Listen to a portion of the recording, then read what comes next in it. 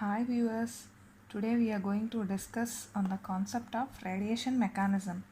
As you all aware that in previous video I have given some basics of antenna and said the importance of antenna, its a definition, all those things we have seen. We already know that if you take a concept of antenna is an essential part in all wireless communication, and even if you go with comparison with your wired communication, this is so flexible for usage and easily we can install everywhere. Now coming to the point of mechanism called as radiation, so which is very important for antennas, that we are going to see now.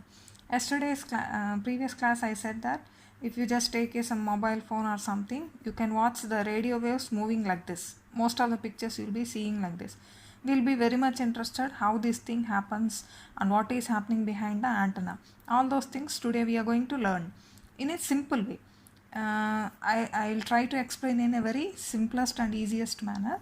So first of all, for any radiation mechanism to happen, we need two single antenna, and for receiving we need another antenna.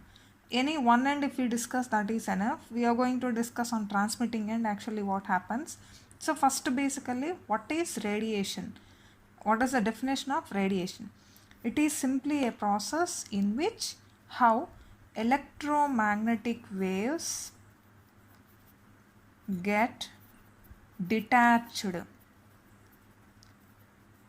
Simply we can call it as separated from antenna and enter into free space.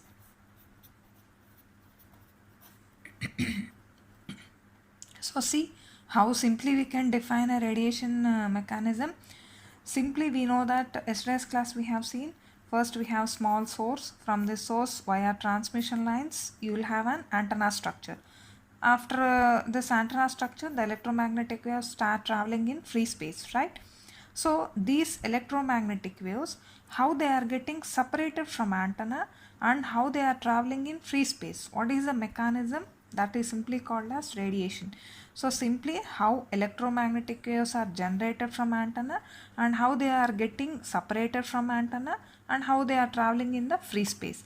All this process is simply defined as radiation mechanism. That's why already I said an antenna is also called as radiator, and even it is called as aerial also. Why we are calling it as aerial also means, aerial means the signal which can propagate in air. That's why we have given that name also. So now we'll come back to our concept. Actually this radiation mechanism is basically divided into three types. One is single wire mechanism, two wire and dipole. These three things we are going to discuss. So anywhere if you first to go with respect to antenna concept, we can design antenna in different ways. There are different types of shapes also.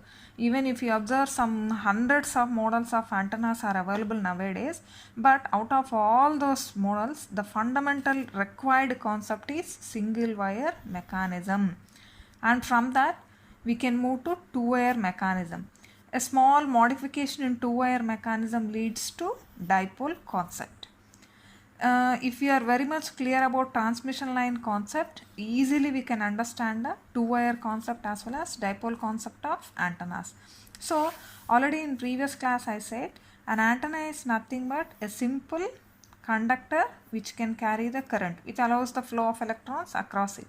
But all the conductors can't be antennas. That also already I said. Why? Because if you just take simple transmission line, if you have the, say this as a transmission line, and straight away if I take this transmission line and place somewhere, and if I expect to produce radiation from this element, is it possible? Means no, it's not possible. We cannot straight away generate the electromagnetic waves just from a straight conductor. There are certain conditions or certain situations which leads to radiation that we are going to learn now. That's why straight away the transmission lines also cannot be used like antennas.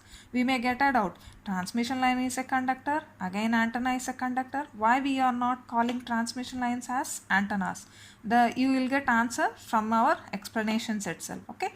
Now we will move into our topic. So without any delay, first we will discuss our today's class about single wire mechanism, right? So this is our single wire mechanism concept. First, what is a single wire? So wire means simply a small conductor. So conductor usually made up of copper we can prefer. So generally antennas are, most of the antennas are made up of conducting elements, especially very good conductors. Somewhere we can go for dielectrics also. So here I am going to take a small conducting element like this, and here as we are going with analysis part, a small cross-sectional area we have considered, and here see, if you observe, this is totally the total length of the conductor from here to here. I have marked 3 directions, you can watch X, Y and Z. So these three are mutually perpendicular to each other, and we are going to assume that all the electron flow is along the Z direction, in this direction. So Vz is nothing but velocity along the Z direction, and here I have marked A. A is nothing but your cross-sectional area of this conductor.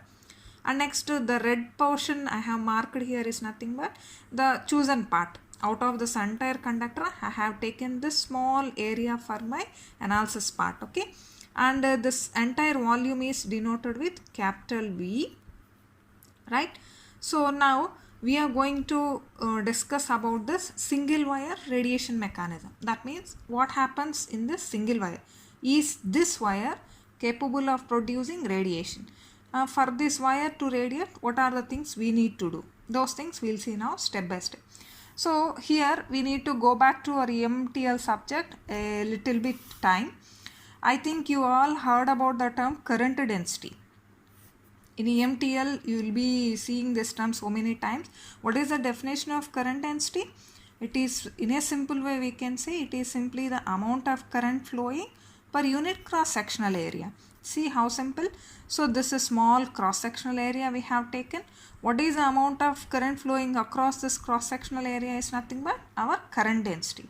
Now what I am saying, the direction of current is along Z direction. So now what will be my current density equation? Z, right? This is my current density equation.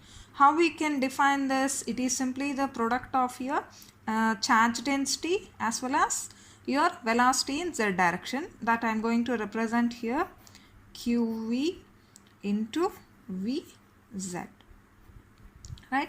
See here, this is small v, and so don't get confused here, this is small v and this is volume V, okay? So current density is defined as your volume charge density into velocity in Z direction, just product of these two things. So now how we can calculate the current density is, we are considering the rate of flow of charge along Z direction. That's why I have taken Vz. And here what is the charge density? QV, right? So the product of these two things gives us the current density. This is our first basic fundamental equation. Now see what happens, we'll see step by step. For example, we are saying conductor, it's fine. But what is the size of conductor? It can be very thin, it can be very thick. Different ways the conductors are available. First we will start with an ideal case. What is the meaning of ideal? So here ideal means very simple. The conductor is made up of zero losses. Usually we will be hearing about conductor losses, right? So here the case is there is no loss at all. In such situation, we will see what is the formula for our current density and how it comes. Generally in EMTL subject you will be hearing about surface density, these terms, right? There we can say that we have the current density equation like this.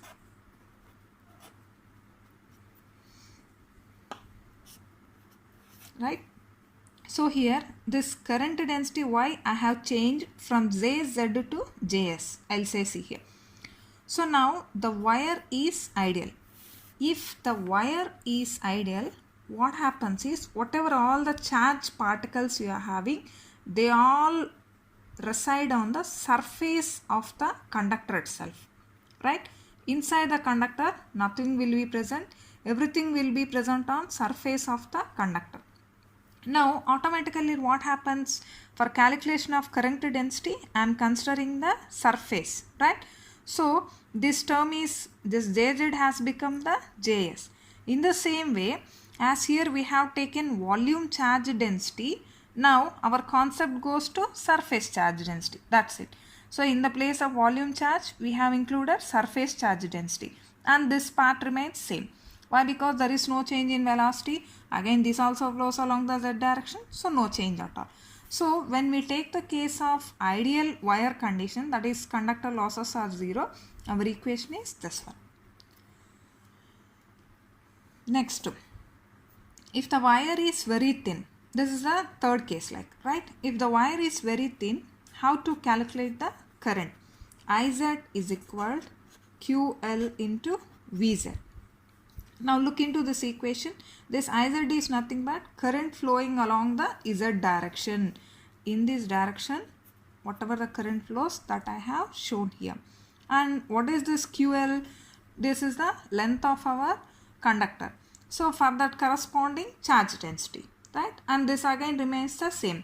You can observe one point, in all the cases the Vz term is remaining same. And now what is the main key point here we are going to see is it possible to use this equation for producing the radiation? Is this thin wire enough to produce radiation? That point we are going to see now. Actually, for practical condition, to produce the radiation, a small modification should be done for this equation. What is that modification is? Just differentiate your equation. I'll just modify. You just look over. A small magic happens here. QL dVz by dt. Just I have differentiated with respect to time. This equation is always called as fundamental electromagnetic radiation equation, which is very, very, very important throughout our antenna subject. If we are able to understand this simple equation, our entire antenna concept will be in our hands. How that happens, just look here. So here, what is d by dt indicating? Always rate of change. So if rate of change happens, automatically radiation comes out. So dVz by dt, how we can write it as? The same equation,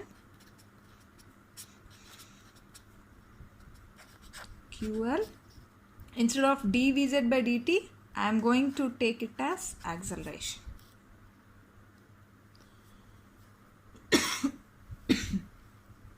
So here the rate of change of this velocity is acceleration, that all of us know. So change in the current produces acceleration, change in the acceleration produces current.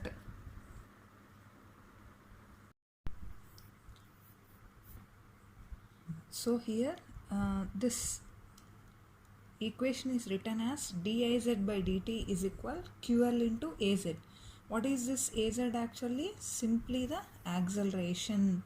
So what is this equation showing us? Already I said this is the basic fundamental equation for electromagnetic radiation.